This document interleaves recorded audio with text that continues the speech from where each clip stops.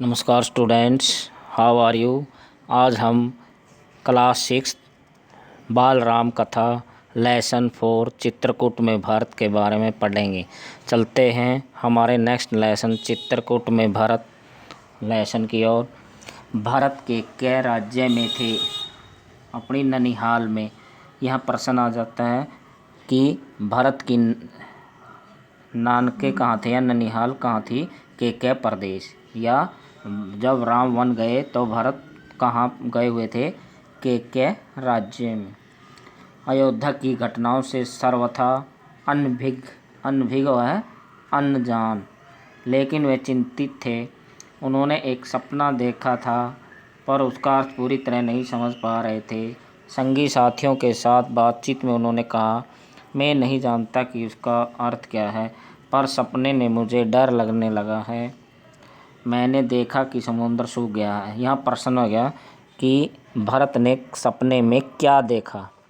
भरत ने देखा कि समुद्र सूख गया है, चंद्रमा धरती पर गिर पड़े हैं, वृक्ष सूख गए हैं, एक राक्षसी पिता को खींचकर ले जा रही है, वे रथ पर बैठे हैं, रथ गधे खींच रहे हैं। जिस समय भरत मित्रों को अपना सपना सुना रहे थे, ठीक उसी समय अयोध्या से घुड़सवार दूत वहां पहुंचेंगे। घुड़सवारों ने छोटा रास्ता चुना था। जल्दी पहुंचने के लिए भरत को संदेश मिला। वे तत्काल अयोध्या जाने के लिए तैयार हो गए। तत्काल माने उसी समय। ननिहाल में भरत का मन नहीं लग रहा था, उचट गया था। वे अयोध्या पहुंचने को उतावले थे। उतावले में जल्दी में। केकैराज ने भरत को विदा किया। 100 रथों और सेना के साथ उन्हें घुड़सवारों से अधिक समय लगा। लंबा रास्ता पकड़ना पड़ा। सेना और रथ खेतों से होकर नहीं जा सकते थे। वे 8 दिन बाद अयोध्या पहुँचे। भरत कितने दिन बाद अयोध्या पहुँचे? 8 दिन बाद। प्रश्न पुट हो गया। नदी पर्वत लांघते थके हुए और चिंतित भरत ने अयोध्या नगरी को दूर से देखा। नगर उन्हें सामान्य नहीं लग रहा, बदला बदला सा था। अनिष्ट की आशंका, अनिष्ट मैंने अनहोनी की आशंका थी, उसके मन में और गहरी हो गई। यह मेरी अयोध्या नहीं है, क्या हो गया है इसे? उन्होंने पूछा। सड़कें सूनी हैं, बाग बगीचे उदास हैं, हम लोग कहाँ गए हैं? वह तुलमनाद कहाँ है? पक्षी भी कलरव नहीं कर रहे। इतनी चुप्पी क्यों? किसी ने भरत के प्रश्नों का उत्तर नहीं दिया। भरत को अयोध्या कैसी लगी? यहाँ प्रश्न ये पुट हो जाए। नगर पहुँचते ही भरत सीधे राजभवन गए। महाराजा दशरथ के प्रसाद की ओर। प्रसाद मैंने भवन होता है, महल होता है। भरत सीधे किसकी तरफ गए? महाराजा दशरथ के महल की ओर। महाराजा वहाँ नहीं थे। फिर वे कैकेयी के महल की ओर बढ़े। माँ ने आगे बढ़कर पुत्र को गले लगा लिया, परंतु भरत की आंखें पिता को ढूंढ रही थीं। उन्होंने माँ से पूछा, पुत्र, तुम्हारे पिता चले गए हैं वहाँ जहाँ एक दिन हम सबको जाना है। उनका निधन हो गया। निधन होता है मृत्यु। पर यह सुनते ही शोक में डूब गए। शोक माने दुख। पछाड़ खाकर गिर पड़े, विलाप करने लगे। माँ कैकेयी ने उन्हें उठाया, ढांढस बंधाया। ढांढस बंधाना, धैर्य बंधाना। कहा, उठो पुत्र, यशस्वी कुमार शोक नहीं करते। तुम्हारा इस प्रकार दुखी होना उचित नहीं है, राजगुणों के विरुद्ध है। अपने को संभालो। क्या से क्या हो गया? भरत यह सम्मान कर चल रहे थे कि पिता राज्याभिषेक की तैयारियों में व्यस्त होंगे। सब कुछ उल्टा हो गया। उन्होंने मेरे लिए कोई संदेश दिया? भरत ने माँ से पूछा। नहीं, अंतिम समय में उन्हें मुख से केवल 3 शब्द निकले, हे राम, हे सीते, हे लक्ष्मण। तुम्हारे लिए कुछ नहीं कहा। पर भरत व्याकुल हो गए। यहाँ प्रश्न आएगा कि भरत व्याकुल, बेचैन व क्रोधित क्यों हो गए? क्योंकि उन्होंने माँ से पूछा कि पिताजी मेरे लिए क्या कह कर गए मरते समय। तो उन्होंने 3 शब्द निकाले, हे राम, हे सीते, हे लक्ष्मण, तुम्हारे लिए कुछ नहीं कहा। ये शब्द सुनकर भरत व्याकुल हो गए। विकलता बढ़ती ही जा रही थी। वह तुरंत राम के पास जाना चाहते थे। महाराज ने उन्हें वनवास दे दिया है 14 वर्ष के लिए। सीता और लक्ष्मण भी राम के साथ गए हैं। कैकेयी ने भरत का मन पढ़ते हुए कहा। वह जानती थी कि भरत यहाँ से सीधे राम के पास ही जाएंगे, परंतु वनवास क्यों? भ्राता राम ने कोई अपराध हुआ? राम से कोई अपराध नहीं किया, महाराजा ने उन्हें दंड भी नहीं दिया। इसके लिए मैंने महाराज दशरथ से प्रार्थना की थी। मुझे तुम्हारे हित में यही उचित लगा, मैं तुम्हारा अहित नहीं देख सकती थी। कैकेयी ने कहा। वरदान की पूरी कथा सुनाते उन्होंने कहा, उठो पुत्र, राजगद्दी संभालो। अयोध्या का निष्कंटक राज्य तुम्हारा है। निष्कंटक मैंने बिना बाधा के, बिना कांटों के। भरत अपना क्रोध रोक नहीं सके, चीख पड़े, यह तुमने क्या किया माते? ऐसा अनर्थ, घोर अपराध, अपराधियों नि हो तुम। वन तुम्हें जाना चाहिए था, राम को नहीं। मेरे लिए राज्य अर्थहीन है। पिता को खोकर, भाई से बिछड़कर नहीं चाहिए मुझे ऐसा राज्य। इस बीच मंत्रीगण और सभासद भी वहां आ गए। भरत बोल रहे, तुमने पाप किया है माते। इतना साहस कहाँ से आया तुम में? किसने तुम्हारी बुद्धि भ्रष्ट की? उल्टा पाठ किसने पढ़ाया? यह अपराध अक्षम्य है, अक्षम्य में अब बिना क्षमा करने योग्य है। मैं राजपद नहीं ग्रहण करूँगा। तुमने ऐसा सोचा कैसे? सभासदों की ओर मुड़ते हुए भरत ने हाथ जोड़कर कहा, आप भी सुन लें। मेरी माँ ने जो किया है उसमें मेरा कोई हाथ नहीं है। मैं राम की सौगंध खाकर कहता हूँ, मैं राम के पास जाऊंगा, उन्हें मनाकर लाऊंगा, प्रार्थना करूंगा कि वे गद्दी संभाले, मैं दास बनकर रहूंगा। भरत बहुत उत्तेजित हो गए। वह स्वयं पर नियंत्रण नहीं रख के बोलते बोलते उनकी सांस उखड़ने लगी। वह चकराकर धरती पर गिर पड़े। शुद्ध भूत लौटी तो भरत रानी कौशल्या के महल की ओर चल पड़े। उनसे लिपट कर बच्चों की तरह बिलख कर रोए। उनके चरणों में गिर पड़े। कौशल्या आहत थी। उन्होंने कहा, पुत्र, तुम्हारी मनोकामना पूरी हुई। तुम जो चाहते थे हो गया। राम अब जंगल में है। अयोध्या का राज तुम्हारा है। मुझे बस एक दुख है। कैकेयी ने राज लेने का जो तरीका अपनाया वह अनुचित था, निर्मम था। तुम राज करो पुत्र, पर एक दया करो, मुझे मेरे राम के पास भिजवा दो। भरत ने रानी कौशल्या से क्षमा मांगी, सफाई दी। रानी कैकेयी के व्यवहार पर गलानी व्यक्त की। कहा, राम मेरे प्रिय अग्रज हैं, मैं उनका अहित सोच भी नहीं सकता। मैं निरपराध हूँ। कौशल्या ने भरत को क्षमा कर दिया, उन्हें गले से लगा लिया। भरत सारी रात फूट फूट कर रोते रहे। सुबह तक शत्रुघ्न को पता चल गया कि कैकेयी के कान किसने भरे। मंथरा अयोध्या से घटनाक्रम से घबरा गई थी, छिप गई। कुछ दिनों से उसे किसी ने नहीं देखा। भरत और शत्रुघ्न राम को वापस लाने पर मंत्रणा कर रहे थे। मंत्रणा गुप्त बातचीत। तभी शत्रुघ्न की दृष्टि बचकर निकलती मंथरा पर पड़ी। उन्होंने लपक कर उसके बाल पकड़ लिए, खींचते हुए भरत के सामने लाए। भरत को दासी की भूमिका बताई। शत्रुघ्न उसे जान से मार देने पर उतारू थे। भरत ने सोचा, बीच बचाव किया। मुनि वशिष्ठ अयोध्या का राज सिंहासन रिक्त नहीं देखना चाहते थे। खाली सिंहासन के खतरों से वे परिचित थे। उन्होंने सभा बुलाई, भरत और शत्रुघ्न को आमंत्रित किया।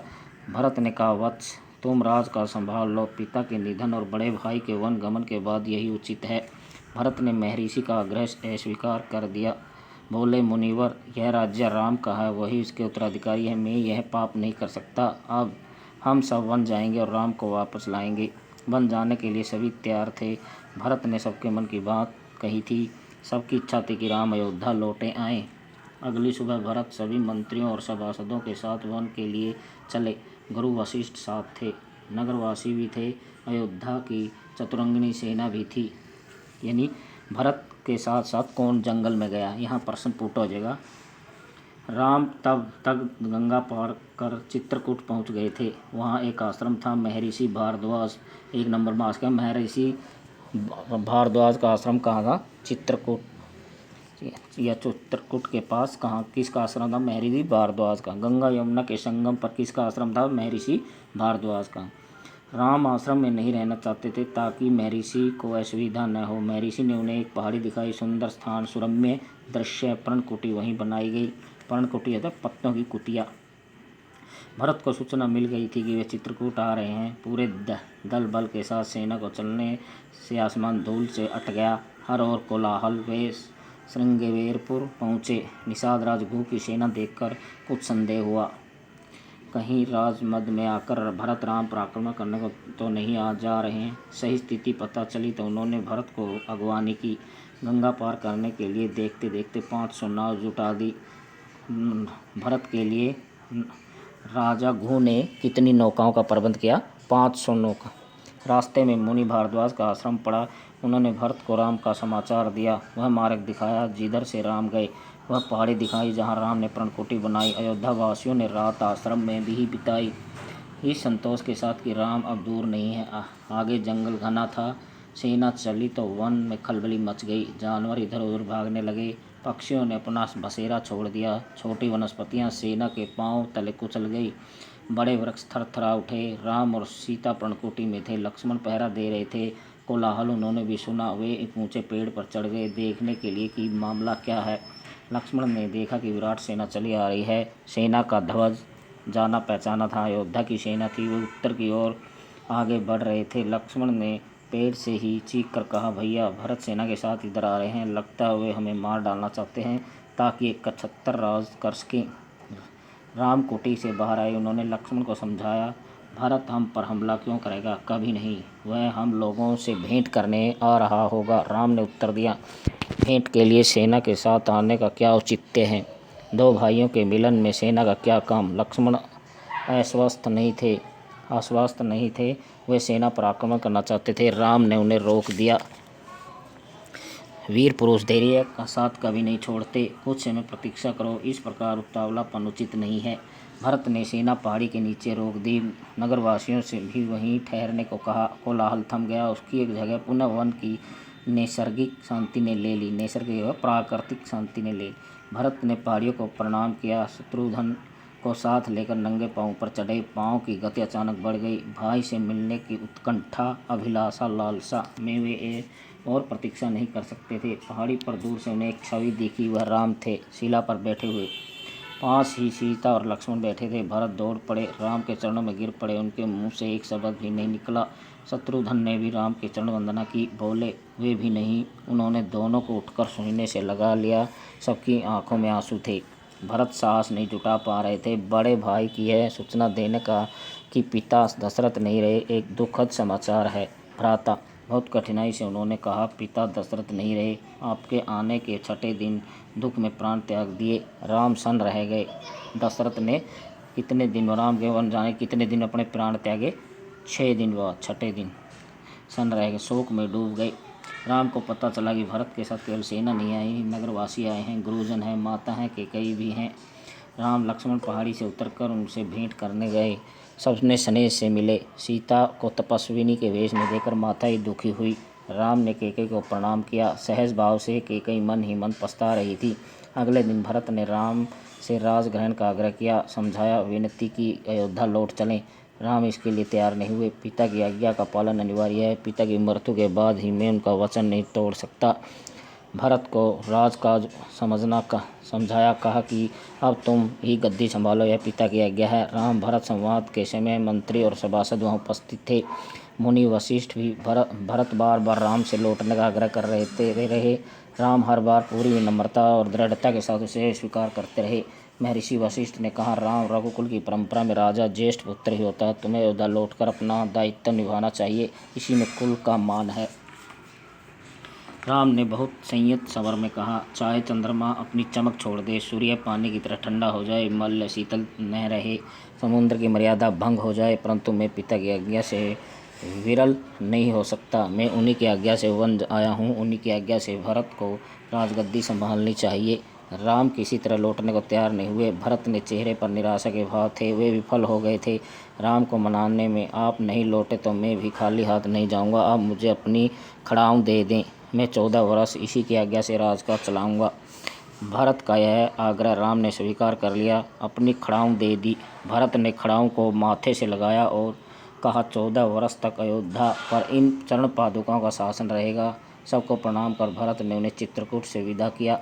राम की चरण पादुकाओं को एक सुसज्जित हाथी पर रखा गया। प्रतिहारी उस पर चवर डुलाते रहे। अयोध्या पहुंचकर भरत ने पादुका पूजन किया। कहा, वे पादुकाएं राम की धरोहर हैं। मैं इनकी रक्षा करूंगा, इनकी गरिमा और आँच नहीं आने दूंगा। भरत अयोध्या में कभी नहीं रुके। तपस्वी के वस्त्र पहने और नंदीग्राम चले गए। यानी भरत कहाँ रहने लगे? नंदीग्राम। जाते समय उन्होंने कहा, मेरे अब केवल एक इच्छा है कि पादुकाओं को उनके चरणों में देखूं, जहां उन्हें होना चाहिए। मैं राम के लौटने की प्रतीक्षा करूंगा 14 वर्ष। धन्यवाद।